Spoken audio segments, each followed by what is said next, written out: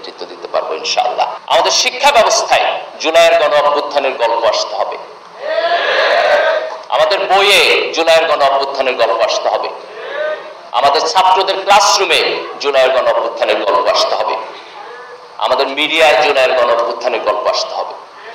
আমরা অত্যন্ত দুঃখজনকভাবে দেখেছি যে আওয়ামী লীগের এই যে ফ্যাসিবাদের বয়ান যেটার মধ্য দিয়ে তারা তৈরি করেছে, অনেক মিডিয়া তাদের এই ফ্যাসিবাদের বয়ানকে শক্তিশালী করার জন্য কাজ করেছে।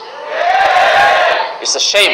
পাবলিক ইন্টেলেকচুয়ালিজম এবং মিডিয়ার দায়িত্ব হলো সরকারকে জবাবদিহিতা করা, যাতে করে সরকার তার গণতান্ত্রিক নর্মের বাইরে না যায়। কিন্তু আমাদের দেশে আমরা দেখেছি যে তারা আওয়ামী লীগের চাইতে এক ধাপ বেশি আওয়ামী লীগ হয়েছিলেন, এবং এই লিস্টে আমাদের বিশ্ববিদ্যালয়ের শিক্ষকরাও বাদ করেন নাই অনেকে। It's a shame. আমাদের আলেমদের অনেকেও বাদ করেন নাই। তো একটা জাতির শিক্ষক, আলেম, মিডিয়া, পাবলিক ইন্টেলেকচুয়াল সবাই যদি করাপ্ট হয়ে যায়, তাহলে তো সে জাতি উন্নতি হবে না। তাহলে আগামী দিনে আমরা চাই যে আমাদের সিভিল সোসাইটি, আমাদের মিডিয়া, আমাদের ইন্টেলেকচুয়াল তারা সবাই এই জুলাইয়ের গণ অভ্যুত্থানের যেই স্পিরিট সেটিকে ধারণ করবে।